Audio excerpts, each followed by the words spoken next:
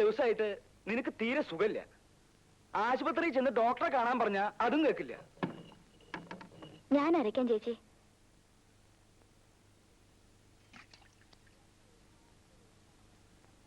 രണ്ട് ദിവസം ആശുപത്രി പോയി കിടക്കാൻ പറഞ്ഞ കിടന്നാൽ എന്താ?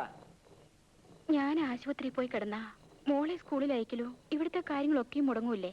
ഓ അത് സാരല്ല, അതിനിവിടെ അമ്മുല്ലേ? അല്ലേ അമ്മു? ഏതായാലും നീ ഒരാഴ്ച പോയി ആശുപത്രി കിടക്ക്. ഞാൻ പോണു. വരട്ടെ അമ്മു.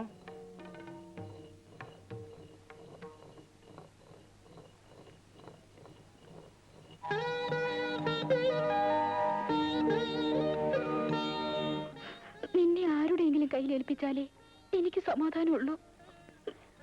ആശുപത്രി പോയി കിടക്കാൻ പറഞ്ഞത് എന്തിനാണെന്ന് എനിക്കറിയാം. നിന്റെ ചേട്ടന്റെ സ്വഭാവം അങ്ങനെയായി പോയി. ചേച്ചി ഒന്നുകൊണ്ട് വിഷമിക്കണ്ട. എന്നെ സൂക്ഷിക്കാൻ എനിക്കറിയാം ചേച്ചി.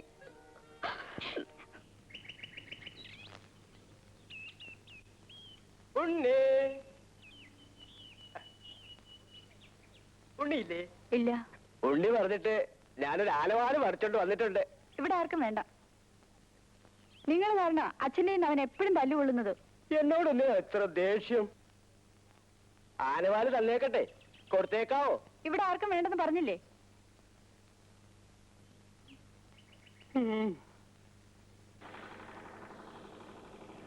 രണ്ട് ബ്ലൗസ് തയ്ക്കണം. തയ്ക്കാലോ, അകത്തേക്ക് കയറൂ, അളവെടുക്കാം. അളവ് ബ്ലൗസ് ഞാൻ കൊണ്ടുവന്നിട്ടുണ്ട്. അത് കഴിഞ്ഞ ഓണത്തിന് തയ്പ്പിച്ച ബ്ലൗസ് അല്ലേ, അത് ശരിയാവില്ല. ഓരോ ബ്ലൗസ് തയ്ക്കുമ്പോഴും അപ്പപ്പ അളവെടുക്കണം, എങ്കിലും നന്നാവൂ. അകത്തേക്ക് പൊക്കോളൂ. ഇങ്ങോട്ട് വരിക, അങ്ങോട്ട് പൊക്കോളൂ. ഞാൻ പിന്നാലെ ഉണ്ട്, കൊല്ലാനൊന്നും അല്ലല്ലോ. കൊച്ചാപ്പി എടുത്താ പോരെ? അവന് ബട്ടൺസ് തയ്ക്കാനല്ലേ അറിയൂ.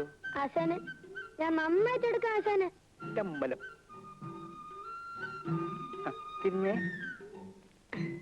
അച്ഛനെ അമ്മൂട്ടി വരുന്നുണ്ട്. ഓ, എന്നാ ഈ പ്രാവശ്യം അളവ് വേണ്ട, ബ്ലൗസ് മതി. ചെല്ലേ ചെല്ലേ. എന്ന് തരും? എന്നാ വേണേ തരാം. ചെല്ലേ.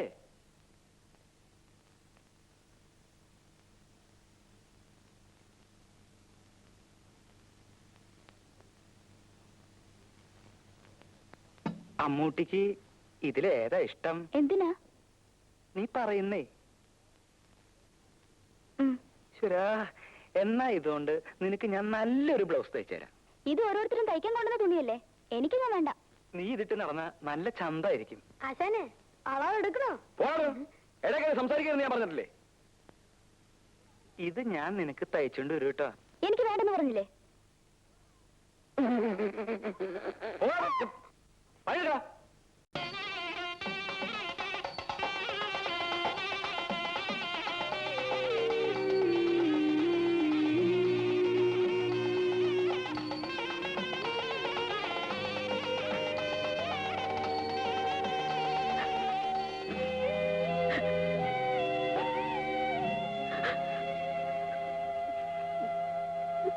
ചേച്ചി, ചേച്ചി എന്തിനാ കരയുന്നത്? ഞാൻ കരഞ്ഞില്ലല്ലോ. ജാനുവിന്റെ കല്യാണത്തിന് ചേച്ചി പോയില്ലേ? ഇല്ല. എന്താ ചേച്ചി പോവാത്തെ? ചേച്ചിക്ക് ഇഷ്ടമല്ലാഞ്ഞിട്ടാ?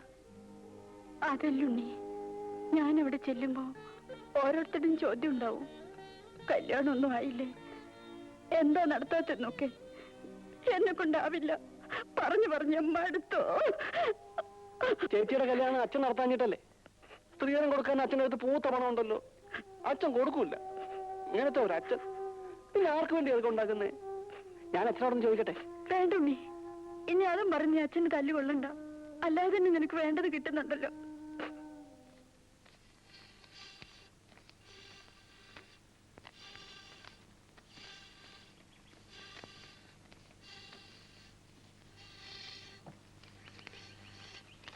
അപ്പൊ കണക്കെല്ലാം ശരിയല്ലേ? കല്യാണത്തിന് തട്ടാര് വരാതിരിക്കുക കേട്ടോ. ഈ ചിങ്ങത്തില് മോക്ക് 18 വയസ്സ് തികയും. വയസ്സ് തികയാഞ്ഞിട്ട് സർട്ടിഫിക്കറ്റ് വാങ്ങി ദേവസ്ഥ കൊടുത്തിരിക്കുക. ഓരോ ഉത്തരവാദിത്തങ്ങൾ നേരത്തെ അങ്ങ് തീരുമല്ലോ. അപ്പൊ ഗോപാലനാർ ഇറങ്ങല്ലേ? ഓ ശരി, എന്നാ ചെല്ലേ.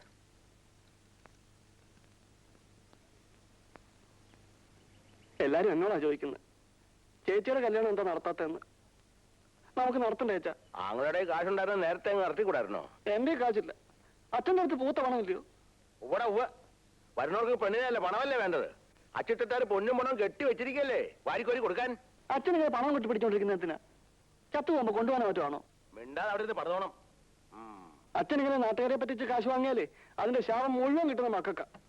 കഴിവേറി നീ എന്നെ നേരെ സംസാരിക്കാതെ അല്ലടാ, അടിച്ച അസ്ഥിയാ പിടിച്ചോളയും. ആ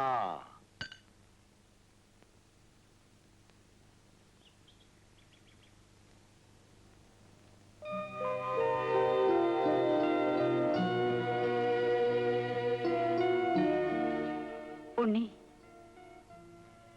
ഞാൻ പറഞ്ഞല്ലേ പറയണ്ടെന്ന്. അച്ഛൻ ലീലേച്ച കെട്ടിക്കില്ല.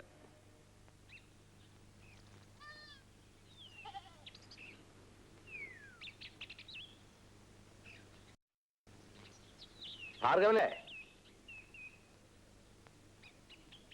ഭാർഗവനില്ലേ അവിടെ? ഇല്ല, കടയിൽ പോയിരിക്കുക. കടയിൽ നിന്നാ വരുന്നത്, അവിടെ ഒന്നും കണ്ടില്ല. മുതലോ തരുന്നില്ല, 3-4 മാസമായി പലിശ നിന്നിട്ട്. ഇങ്ങനെ പോയാ എങ്ങനാ? അവൻ വരുമ്പോ പറഞ്ഞേര്. എന്താ ഇവിടെ കല്യാണം ഒന്നായില്ലേ? പലയിടത്തും പറയുന്നുണ്ട്, ഒന്നും ശരിയാവുന്നില്ല.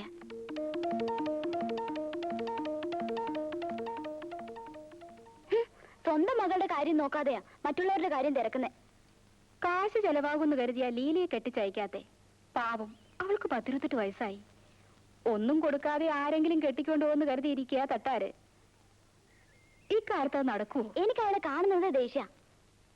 മാനെന്നും വിളിക്കില്ല, മയിലെന്നും വിളിക്കില്ല, മാടത്തെ പച്ചക്കിളിയെ നിന്നെ ഞാൻ പാടത്തെ പച്ച. എടാ കൊച്ചാപ്പി, എന്താടാ ഈ തുണിയിലൊക്കെ കൊച്ചു കൊച്ചു ഹോള്? അല്ല, അതെന്തായിരിക്കും ആശാനെ? എടാ നീ ബീഡി വലിച്ചു കുത്തിയല്ലേടാ? അയ്യോ, ഞാൻ വല്ല നിർത്തി. എടാ കൊച്ചു കഴിവേരുടെ മോനെ, ഞാൻ അവർക്ക് നീ വേറെ തുണി മേടിച്ചു കൊടുക്കണല്ലോ. ഞാൻ സത്യമായിട്ട് വലി നിർത്തി. അങ്ങനെ നിന്നെ ഞാൻ ശരിയാക്കാം. സിഗരറ്റാ? ഓ, വിൽസ് പാക്കറ്റില് ചാർമിനാറാ? അതെ, ആശാന്റെ കടയ്ക്ക് ഒരു വെയിറ്റ് കിട്ടാൻ വേണ്ടിയല്ലേ? നിന്റെ ഒരു വെയിറ്റ്.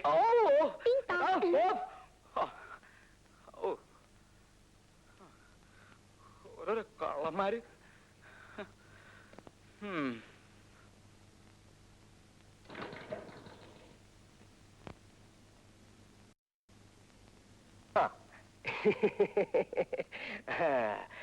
വീട്ടിൽ പോയിട്ട് വരുന്ന വഴിയാ. അനിയത്തി പെണ്ണിനെ ഒരു നല്ല കാര്യം ഞാൻ സെറ്റപ്പ് ചെയ്തിട്ടുണ്ട്. സിനിമാ കൊട്ടയിൽ ആപ്പറേറ്ററാ. കല്യാണം കഴിയുന്ന അന്ന് മുതല് നിനക്കും നിന്റെ സ്വന്തം ഭാര്യയ്ക്കും ഫ്രീ സിനിമ കാണാനുള്ള സെറ്റപ്പ് ഞാൻ ചെയ്തിട്ടുണ്ട്. അടുത്ത വ്യാഴാഴ്ച ചെറുക്കനും കൂട്ടരും പെണ്ണ് കാണാൻ വരുന്നതിനുള്ള സെറ്റപ്പും ഉണ്ടാക്കിയിട്ടുണ്ട്. വലിയ സ്ത്രീധനമൊന്നും കൊടുക്കാത്ത തരത്തിലുള്ള സെറ്റ്. ഒരു കാര്യം, അവൾ എന്റെ ഭാര്യയുടെ അനുജത്തിയാ. എന്നാലും ഉള്ളത് ഞാൻ പറയും. തനിക്കും കൂടി അടി കൊള്ളാതിരിക്കാനുള്ള സെറ്റപ്പിന് വേണ്ടിയാ ഞാൻ ഈ പറയണത്. നീ കാര്യം എന്താ വെച്ചാൽ അവൾക്ക് ഒരു ലവ് ഉണ്ട്, ഒരു പ്രേമം. നീയായിട്ട് അങ്ങനെ വെച്ചാ സാരില്ല. വീട്ടിലാവുമ്പോ ആരും അറിയില്ലെന്ന് വെക്കാം.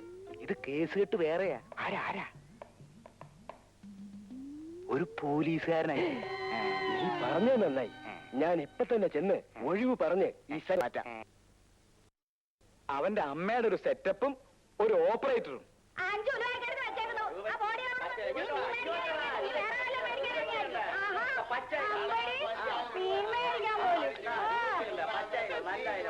ഒന്ന്